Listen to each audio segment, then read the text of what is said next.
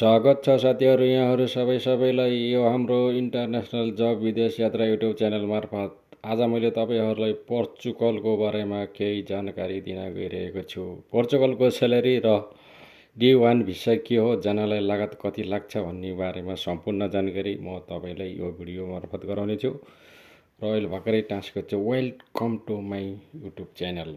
साथीहरू म सर्वप्रथम चाहिँ फटाफट भनिहाल्ने छु, किनकि तपाईँ अब लेट भनेपछि अब के भन्नुहुन्छ, म छिटै भन्छु। पोर्चुगल जानलाई तपाईँले D1 भिसामा नेपाली 16-17 लाखदेखि लिएर तपाईँले चाहिँ 20-22 लाखसम्ममा मान्छे D1 भिसामा पोर्चुगलमा कुदिरहेका छन् साथीहरू। अब स्यालेरी पनि मैले तपाईँलाई त्यहाँ पहिला स्क्रिनसट हालेको थिएँ, त्यही नै हो। कति युरो छ भनेपछि तपाईँले 800 समथिङ 70-80 युरो पाउने हुनेछ पोर्चुगलको, र नेपाली 1,20,25 हजार तपाईँको कमाइ हुनेछ पोर्चुगलमा। र तपाईँको ऋण तिर्न पर्ने हुनेछ। तपाईँको चाहिँ पोर्चुगलमा गइसकेपछि तपाईँले समथिङ 12 महिनामा 12 लाख कमाउनु भयो भनेपछि तपाईँले अनि समथिङ ऋण तिर्नलाई 12 लाख त अब भन्दा अब ब्याज तिर्न पऱ्यो, के तिर्न पऱ्यो। अब तपाईँको चाहिँ तपाईँसँग आफ्नो पैसा क्यास छ भनेपछि त पछि त अब ब्याज तिर्न परेन, ठिकै हो। यदि तपाईँलाई ब्याज तिर्न पर्यो भने तपाईँले ऋण काटेर जानुभएको छ पोर्चुगल भनेपछि तपाईँको 2 वर्ष तपाईँले ऋण तिर्न लाग्छ। त्यसपछि तपाईँले 2 वर्ष जति तपाईँको ऋण तिर्न लाग्छ। र अर्को कुरो, तपाईँले यदि फ्यामिली ल्याउनु भयो र तपाईँ फ्यामिलीमा बुढा भएपछि बुढीलाई ल्याएपछि तपाईँको चाहिँ त्यो छिटो पनि ऋण तिर्न सकिन्छ। र आफ्नो फ्यामिली ल्याएपछि त्यहाँ D1 भिसा भनेको तपाईँको चाहिँ अहिले फटाफट लागिहाल्छ। त्यहाँको D1 भिसा के हो भनेको तपाईँलाई अलि राम्रोसँग बुझ्नु होला। D1 भिसा भनेको पोर्चुगलको रेसिडेन्सी भिसा हो भनेको त्यहाँ बस्न अनुमति दिने।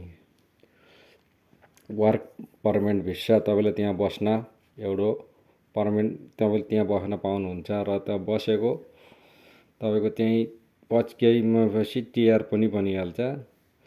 तपाईँको त्यहीँ त्यो भिसा भनेको 6 महिनादेखि 1 सालसम्मको हुन्छ तपाईँ त्यहाँ। त्यसपछि तपाईँले सालमा लगाउनु पर्ने हुन्छ। र तपाईँको चाहिँ TR बनिसकेपछि तपाईँको त्यो पासपोर्ट, रातो पासपोर्ट, पोर्चुगलको रातो पासपोर्ट तपाईँले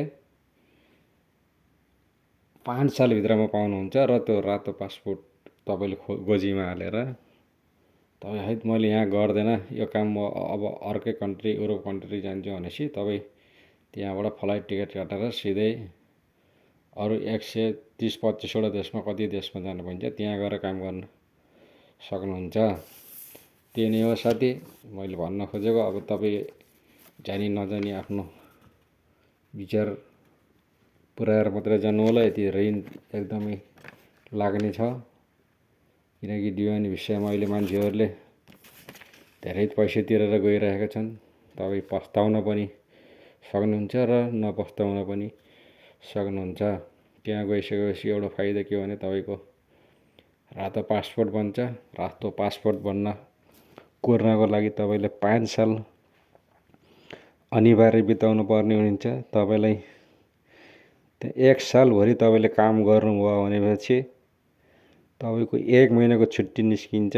27-28 दिन या 30 दिन जति त्यो छुट्टीमा तपाईँ नेपाल आएर फेरि पोर्चुगल जान सक्नुहुन्छ। र किनकि तपाईँको त्यो हराएको त्यही छुट्टीको पैसाले तपाईँ नेपाल आएर फेरि पोर्चुगल जान सक्नुहुन्छ।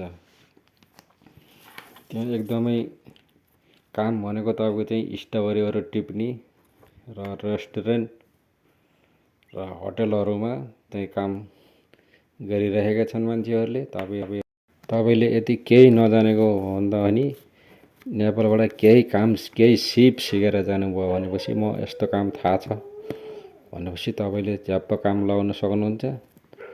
तपाईँले या होटेल लाइनमा रेस्टुरेन्टमा कुक हुनुहुन्छ, कटिङ मास्टर, या रोटी तन्दुरी हाल्न जान्नुहुन्छ त tandoori chicken, chicken butter masala, tandoori chicken, butter chicken, naan, अनि वेटरमा खाना खिलाउन जान्नुहुन्छ भनेपछि वेटरमा पनि काम पाउन सक्नुहुन्छ। वेटरमा भनेको काम एकदम सहिलो हो। कोही खाना मान्छे आयो भनेपछि त्यसलाई के खान्छस् भनेर एउटा मेनु लेख्ने, अर्डर लिने, अनि त्यो किचनमा लगेर दिने, अनि त्यसपछि खाना भन्छ नि ल्याएर ट्याक्क दिने, खाना बसेको रेस्टुरेन्टको गेस्टहरूलाई खाना खिलाउने, अनि टिप्स पनि पाइने हुन्छ, टिप्स पनि पाइन्छ। एकदमै राम्रो हुनेछ। यदि केही काम जानियो होइन भनेपछि पनि अब खेतीको काम त्यहाँ एकदमै गराउने छ, र त्यो पनि सिजनमा काम भने त यति 6 महिना काम चल्छ भनेपछि 6 महिना काम चल्दैन।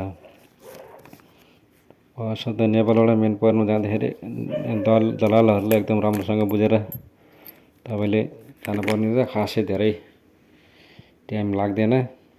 तपाईँको चाहिँ 6 महिनादेखि 7 महिना 1 साल पनि लाग्न सक्छ। तपाईँले 6 महिनाभित्र पनि तपाईँले पोर्चुगल पुऱ्याउन सक्छ दलालले, र लेट भयो भने तपाईँको 1 साल पनि लाग्न सक्छ। त्यो कुनै ग्यारेन्टी हुँदैन। लान चाहिँ लेट भयो पनि तपाईँले 18 लाख 20 लाख दिनुभयो भनेपछि तपाईँलाई उडिहाल्छ। मेरो च्यानललाई सब्सक्राइब गर्न नभुल्नु होला। पोर्चुगलको D1को बारेमा मैले सम्पूर्ण जानकारी तपाईँलाई दिइसकेको छु। यदि तपाईँको युरोप गएर पैसा कमाउने र डलर गन्ने मान्छे भनेपछि तपाईँले आफ्नो विचार गरेर तपाईँ जानु होला राम्रोसँग, र पैसा कमाउनु होला साथीहरू। किनकि अब फटाफट आफ्नो सिट बेल्ट बान्ध्नु होला। यस्तै नयाँ भिडियोको जानकारीहरू म हमेसा लिइ नै राख्नेछु। मेरो च्यानललाई सब्सक्राइब गरेर राख्नु होला, ताकि मैले यस्तै भिडियो हालेँ भनेपछि तपाईँले हेर्न पाउनुहुनेछ। त्यही नै हो साथीहरू। अब मैले अर्को भिडियोमा भेटौँला, कुनै नयाँ जानकारी मुलुक भिडियो बनाउँदैछु मैले पोर्चुगलको बारेमा। त्यही हो, पोर्चुगलको पैसा चाहिँ हर सालमा बढाउने छ साथीहरू। 700बाट 800, 800 900 भन्दा 1000सम्म पनि अब 900 त अब 2026मा तपाईँको चाहिँ 900 नागेर तपाईँ लगभग 1000 युरो जति हुनेछ अब आउने।